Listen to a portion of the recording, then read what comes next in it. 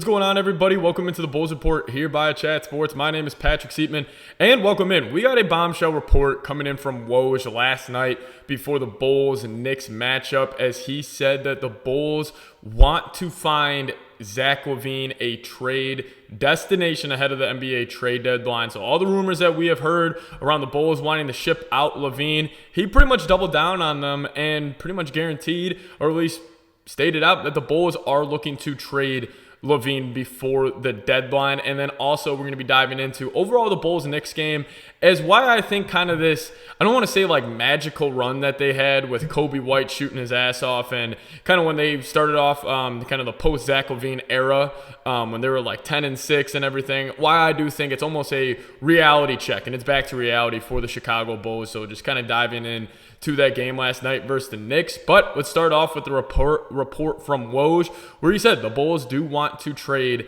Zach LaVine. And obviously the Bulls want to trade Zach LaVine, but I've always been skeptical, and you guys know this, of them finding a trade destination. And, you know, we've heard teams, the Los Angeles Lakers, the Miami Heat, the New York Knicks, as teams that would be interested in Zach LaVine.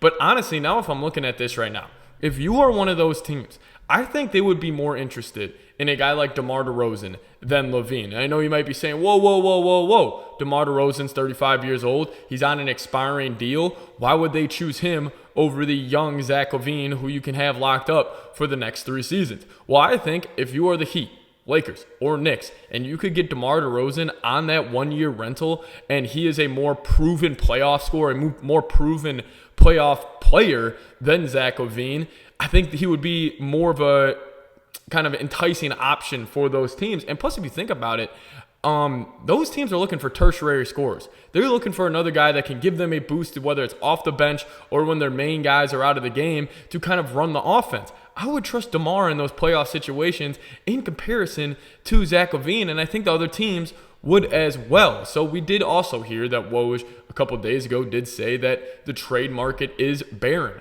for Zach LaVine. There's not really that big of a trade market.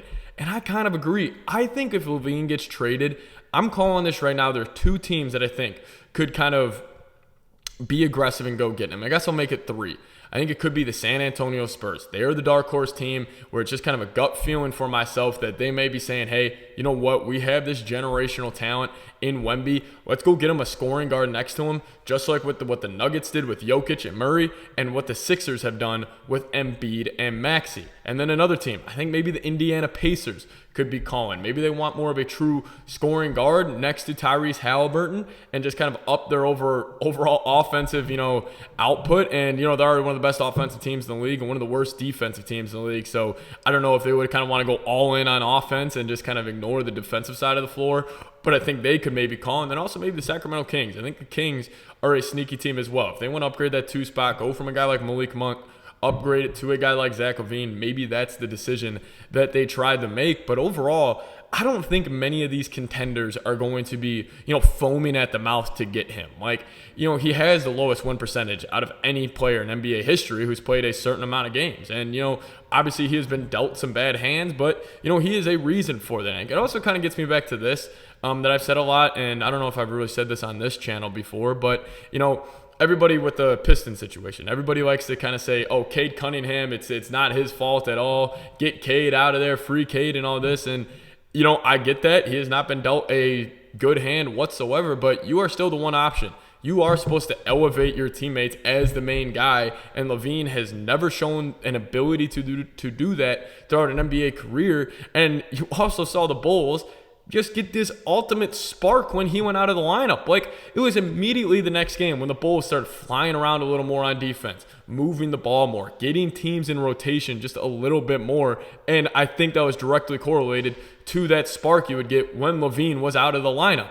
So again, I think it's time for the Bulls to move on from Zach LaVine, and I probably agree with Woj that they do want to trade him.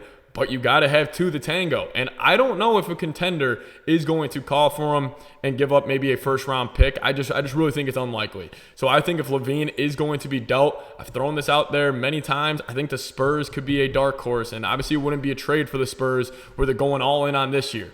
but you're going to make life on Victor Wembanyama a lot easier. I think it makes sense. Do what the Nuggets did with Jokic and found his Jamal Murray, just like with what the Sixers did with Embiid and found his Tyrese Maxey. I think they could be looking to do the same thing with Wemby. So we're going to be kind of going over the terrible Knicks Bulls game here in a little bit. And just kind of I'll give my thoughts again and saying that, I do think it's time for the Bulls to enter a full-on, fire sale, because I don't think this team is that good. And it's a little bit of a reality check after that hot start from LaVine leaving the lineup. But I do want to give a huge shout out to PrizePicks first. If you guys do go to prizepicks.com/CLNS, use code CLNS. You're going to get a first deposit match up to $100. PrizePicks is one of my favorite apps to use every single game day. Every single game I watch, I just pull up PrizePicks, create a lineup by choosing 2 or more players. They're going to give you some projected stat lines, and you got to choose more or less on those. PrizePicks.com/CLNS. Use code CLNS, and you'll get a first deposit match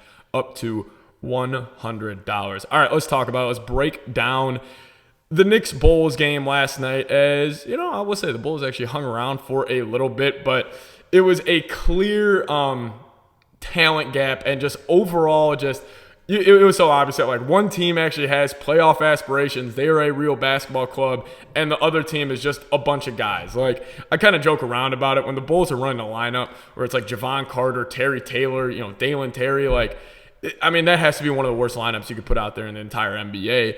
And, just last night, the Bulls were hanging around. You got an unreal performance from Demar in the first half, and he looked great, which he has looked great over the past couple of games. And even Kobe White had a really good game, and it still just felt like the Knicks were just constantly just about to open that door and just completely blow out the Bulls the entire game. And, the Bulls, they were able to cause some havoc defensively, force the Knicks into 13 first half turnovers. And I'll say, whatever you think about the Bulls team, they have good defensive guards, and that's been their backbone this year. And it's honestly a big reason why they are, a 13-win team instead of they probably should be a 7-win team. But I do want to say this, and kind of gets me to this point about just being sellers at the deadline, is we saw the Bulls when LaVine went out. They went on this 10-6 run over the first 16 games, and they look good. They're playing better basketball, and I think they kind of got that boost where it was okay, our main scorer's out. We're going to get more shots. We got to up our game, and I think that's just natural as a basketball player to kind of,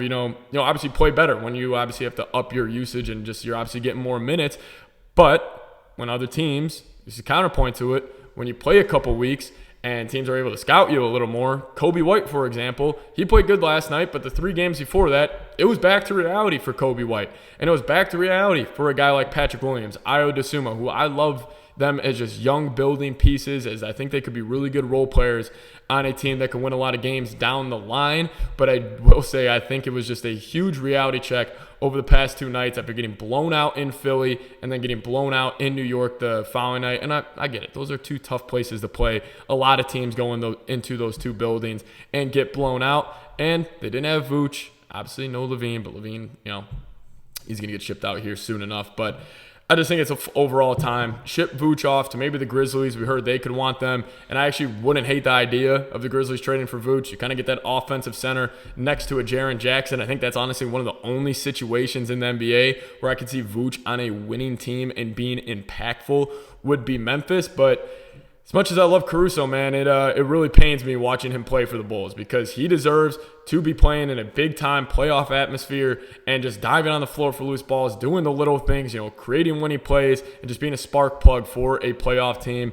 You got to get him out of there too. And I'm sure even the Knicks last night, we're seeing DeMar DeRozan in person, and we're just like, man, we are having a ton of struggles, obviously with them getting rid of quickly, having just consistent scoring off the bench.